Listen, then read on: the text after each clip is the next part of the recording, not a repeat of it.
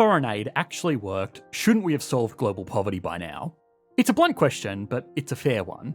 Every year, developed economies spend hundreds of billions of dollars on foreign aid, and yet there's 692 million people living below the international poverty line. And what's worse, progress has slowed in the last 10 years. Beyond that, the most noticeable recent poverty reductions have actually been in countries who've received relatively little foreign aid, like China and Indonesia. Meanwhile, countries like Malawi, the Democratic Republic of the Congo, and Kenya have received enormous sums of foreign aid for decades, and yet economic growth remains weak and at times even negative. Now, there is some selection bias here. Countries don't receive foreign aid because everything is going fantastic. So it's important not to make an assumption similar to concluding that advanced surgery is pointless because people who've received it are on average less healthy than the general population afterwards. But the simple truth may be that foreign aid can't solve deep-rooted structural challenges within the economy itself. Some economists actually go even further than this. They believe that foreign aid is the root problem, trapping countries in a distorted economic system of dependency that kills industry and incapacitates governments. The assumption is, why develop industry and work to produce stuff when it's been offered to you for free? Foreign aid is an unintuitive topic that's worth understanding now more than ever. Governments in the West are rethinking their foreign aid budgets like never before, leaving aid-reliant countries extremely vulnerable to the life or death uncertainties that lie ahead. So, what economic concepts and evidence underpin foreign aid? Why has foreign aid failed to deliver economic development? And finally, how will aid-reliant countries manage if and when the money stops? Whenever you dig into the economics of foreign aid, one thing becomes clear fast. What narrative is told and how data is framed depends on the agenda of who's telling it. This is a wider problem concerning the media reporting of political issues. Take the recent vote in the House of Representatives where Republicans narrowly passed Trump's bill that combines tax cuts with spending reductions. Depending on which outlet you read, it's either a necessary fiscal correction and economic rocket fuel, or a reckless dismantling of vital public services and a tax scam benefiting the wealthy. News like this can be misleading, which is why I rely on Ground News, a news platform built to break you out of your bubble by showing you how the same event has been reported across the political spectrum. Ground News brings all of those perspectives together in one place, so you can actually compare how different sides cover the same issues side by side. One feature I use all the time is the blind spot feed. It flags stories that are getting a lot of attention on one side of the political divide, but are barely mentioned on the other. It means I can stay up to date and well informed regardless of what my traditional media bubble is and isn't showing me. On top of that, every article on Ground News comes with data showing the bias, factual reliability, and ownership of each source, all verified by 3 independent news monitoring organisations, so you can see how news has been spun and avoid factually inaccurate articles. If you want to challenge your own assumptions, cut through partisan noise, and get a full range of perspectives, Ground News is essential. Head to ground.news/explain to get 40% off the Vantage plan, the same one I use to keep up with stories on the economy and beyond. Foreign aid is a very, very broad term. We're not focusing on humanitarian assistance or emergency relief in this video. This type of aid is an essential means of saving lives in crisis. It's normally quite short and it's not meant to do anything other than to handle one specific problem. This kind of aid is also generally offered to all countries, even highly developed ones, as they deal with things like natural disasters. Instead, the real focus is on development aid. Essentially, it is the transfer of goods, services, money, or technical assistance from a rich developed economy to a poor developing economy. Sometimes it's for free, sometimes it's a preferential low interest rate loan, and sometimes it's with conditions like political or economic reform. Broadly speaking, the donors send funds into the international development sector, which is a complex network of organisations headquartered in developed economies, but with operations in less developed economies. This sector acts as the supposedly impartial middleman, which is very important for reasons that we will explore later. This development aid transfers to the recipient country either through direct on-the-ground operations, the country's government, other international organisations, or smaller local-led organisations. Now that's great, but what is it meant to do exactly? Broadly speaking, the goal of development aid is to end the need for its existence. This means supporting the economic development of low-income countries to enable self-sustaining improvements in the well-being and quality of life of its citizens. This is underpinned by economic theory. In a traditional agricultural-based economy, output is at a subsistence level, producing enough for consumption but nothing more. This means savings are low and there's no taxable income. Consequently, there's no cash to invest, which means low levels of productive capital, physical infrastructure, and human expertise. The result is that the economy remains stuck in a low-income equilibria where it never has enough savings to be able to invest in the productive capital it needs to develop. Basically, you can't invest without saving, but you also can't save without investing, so what comes first? This is ideally where foreign aid comes in. It breaks the low-income equilibria by providing the economy the startup investment needed to begin increasing its physical and human capital base so that it can increase output, real incomes and savings, which can be reinvested back into accumulating more physical and human capital. It's like jump-starting a car when the battery is dead. To fix the problem, you need help from another road user who's generous enough to lend their time and jack their juiced-up car battery onto yours, but once your battery has enough power, you can turn on your engine and charge the battery yourself, no longer needing help from an external source. It's certainly a logical narrative and an enticing pitch. On a small scale, it's also how most startups work before becoming self-sustaining companies. But the problem with economic theory is that, well, it's just a theory. Models founded on unproven assumptions have limited power in explaining reality. Fortunately, foreign aid has existed and been studied for decades. So, there's a large evidence base to determine whether foreign aid actually brings about positive economic outcomes. The two that economists really look at is poverty reduction and economic growth. It's important to look at these together. Poverty reduction without economic growth suggests foreign aid reliance, whilst growth without poverty reduction suggests that foreign aid is not benefiting everyone and instead being directed to well-connected people at the top. By and large, the evidence suggests that foreign aid has a positive impact on poverty reduction, especially when it's targeted on agriculture and social services like education and healthcare. There are many case studies that support the poverty reduction efforts of aid. In Ethiopia, aid has funded the Productive Safety Net program, which has helped millions of rural households escape food insecurity through paid work, all the while creating infrastructure for production and trade. In Rwanda, aid-backed investments in healthcare helped to achieve a 68% decline in mortality for children under 5 between 2002 and 2012, and in Vietnam, more wins. World Bank aid has helped fund infrastructure and agriculture reforms that helped to reduce the poverty rate from 50% in the 1990s to below 5% today. These feats are obviously great. It means that foreign aid has helped to create healthier, less insecure and more dignified lives. But this isn't to say that foreign aid has ended poverty, not even close. In fact, in Sub-Saharan Africa, the number of people in extreme poverty has actually increased in recent decades, despite receiving well over $1 trillion worth of overseas development assistance since the 60s. So, what about foreign aid's impact on economic growth? There are a lot of academic studies that have looked at this relationship, taking real data from the past 60 years and examining it using econometric models. In 2010, researchers reviewed over 100 of these studies and found that, on aggregate, development aid has historically had a statistically insignificant effect on economic growth. This is supported by most other reputable studies too, so the evidence is pretty clear on this one. So much so that economists like William Easterly, Danby Samoyo, Hajun Chang, Angus Deaton and many others have made bold critiques of foreign aid, which has forced the issue into mainstream discussion. The findings feel counterintuitive and blows the previously discussed theory right out of the water. How can giving a country money to invest in expanding its production, healthcare and education not help its economy grow? Well, there are a number of reasons. Perhaps the most direct reason is that in practice, foreign aid has often ended up replacing domestic industry instead of supporting its growth. It's common for foreign aid to come in the form of providing products like fertilisers, construction materials or basic tech items. When a country receives this form of foreign aid, it floods the market with free or heavily subsidised goods. And since the demand has been met by a free supply of foreign aid, the need for domestic production disappears. The existing local businesses in the domestic industry that could potentially develop are crowded out of the market, and this removes the revenue from local businesses, eliminates any opportunity for growth, and can even cause closures and unemployment. This isn't just a theory. Africa's apparel industry has seen a major decline in recent decades as it becomes the largest destination for second-hand clothes from developed countries. These donations undercut local manufacturers, and research in the Economic Journal found that this explained half of the decline in unemployment in the industry from 1981 to 2000. From this perspective, foreign aid isn't fostering economic growth, it's replacing it. And with domestic industry weakened, the need for more aid in the future is reinforced. Now, nuance is important here because the decline of a resource-intensive industry isn't strictly a bad thing.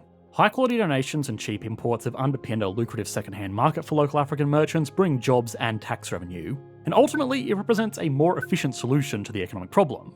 Why use production inputs to make clothes when you can get them for free and reallocate those inputs to other industries?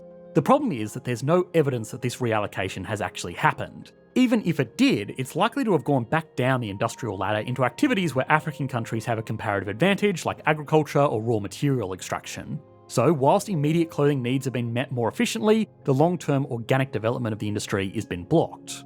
On top of this, a lot of the donations are unusable and have been discarded immediately, which is polluting Africa's waterways, urban areas and reserves, and overall the situation has got so bad that in 2015 the East Africa community banned the import of second-hand clothes, and since 2023 the trade of second-hand clothes within Africa has also been banned. This substitution effect, where foreign aid replaces domestic development, extends beyond just goods though. Services and technical assistance that come from foreign aid often don't involve the local labour supply, which limits learning opportunities for less developed economies. For example, Chinese companies are heavily involved in infrastructure development in Africa, often financed at preferential rates under the remit of development assistance. Sounds good, right? Well, yes. But these companies tend to ship over their own workers, technical experts, and management staff from China, which prevents opportunities for skilled employment in the local labour market. The hands-on learning by doing experiences that are essential for knowledge transfer and improvements in the quality of domestic human capital are blocked. So, what happens when the Chinese leave after completing their latest mega project? The local labour force remains, having learnt nothing about the intricacies of infrastructure design, planning, construction machinery, operation, project management, energy solutions, supply chain logistics, or financing. Ultimately, this means the local labour force has not grown its capacity, and the country remains unable to independently take on new infrastructure projects in the future, reinforcing its reliance on foreign aid.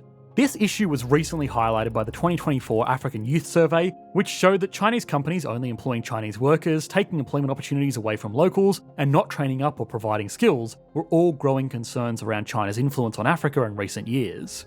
On top of this, it also leaves the government with a great big steaming pile of debt which they often cannot realistically pay off. Over 60% of African countries now allocate more funds to servicing debt than they do critical sectors such as healthcare. Infrastructure development is a key ingredient of economic growth, but who owns, manages, produces, and learns from it is critically important. This recent history of infrastructure development being done to Africa rather than being done by Africa is a key distinction as to why foreign aid hasn't been as effective as it has in Southeast Asia, for example. But it's not just China that does development to low-income countries through its own organisations. When governments in the West earmark billions of dollars for aid, the common assumption is that most of that money would actually reach the people and local organisations who need it, right? Well, not exactly. Western governments tend to fund large international development contractors instead of local organisations who are actually in the poor developing countries. In 2024, just 12% of funds distributed by USAID went directly to local frontline development organisations. The majority of its funding went to just a handful of major industries based in the United States.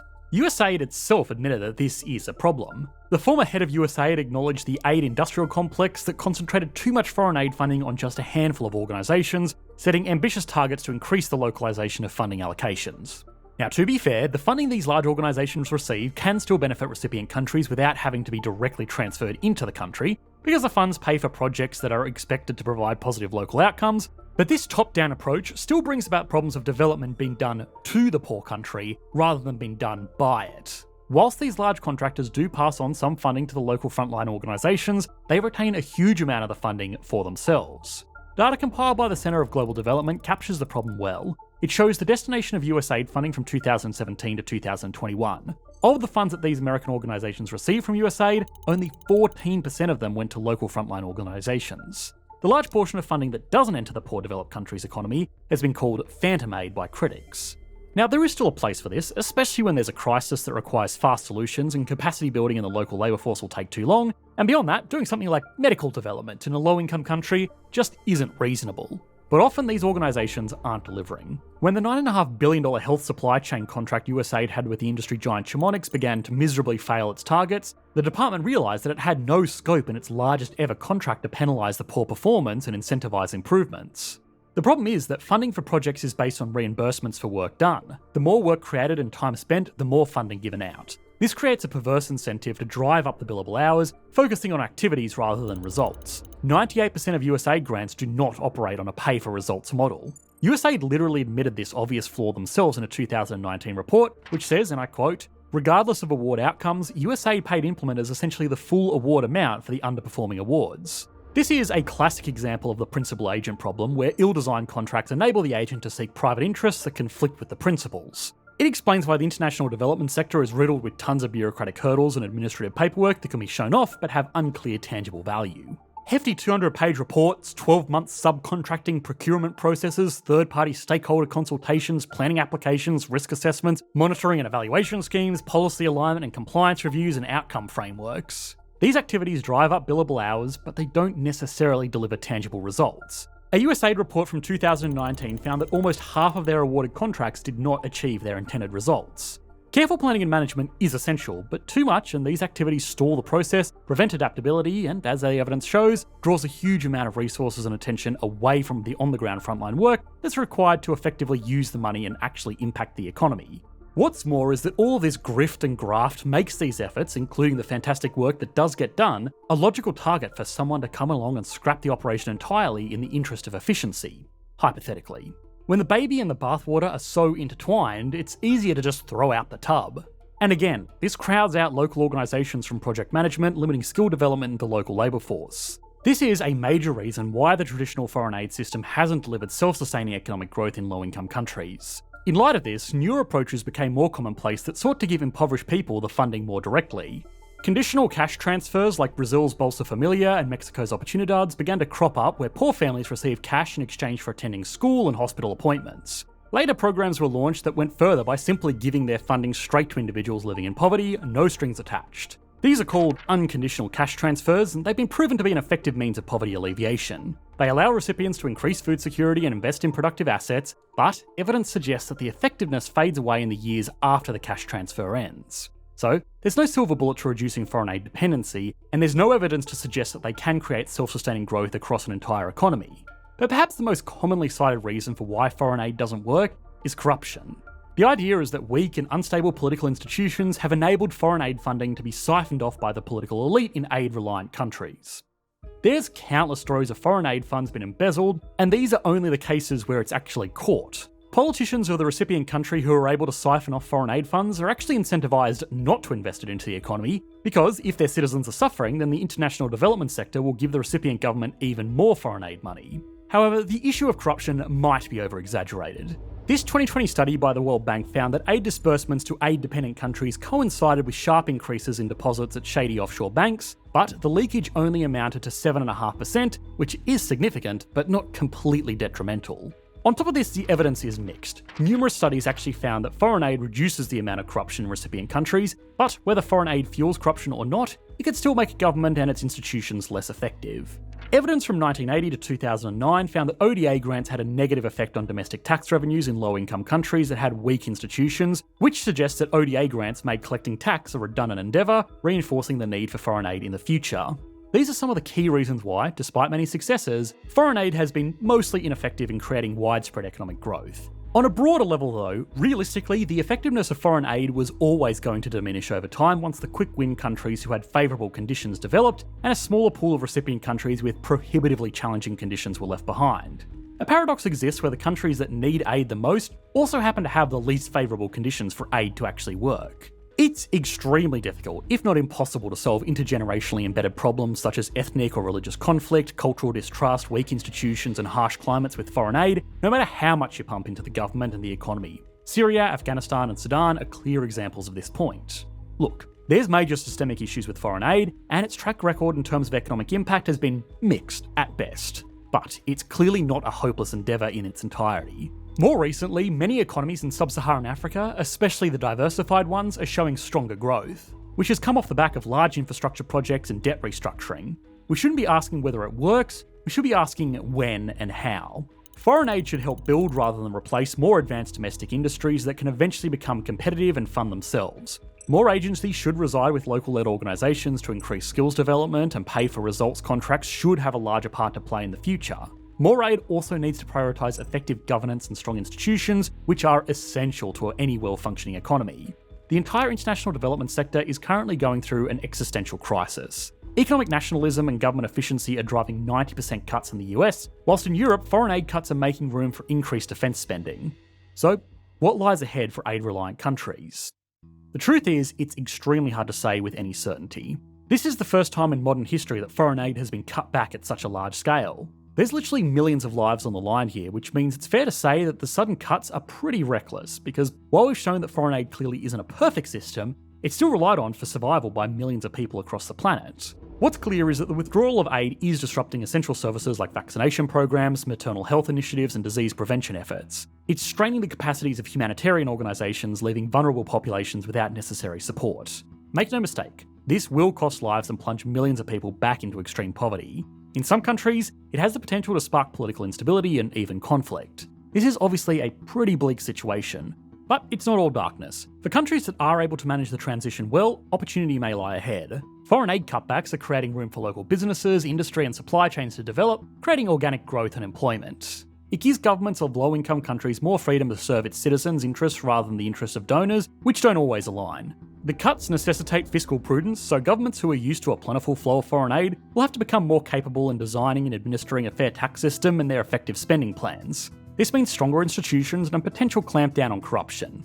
The switch from foreign aid to tax will also reintroduce the social contract between the government and its citizens, increasing accountability and responsiveness to citizens' needs. But foreign aid cutbacks are creating a vacuum that may very well get filled by other global powers.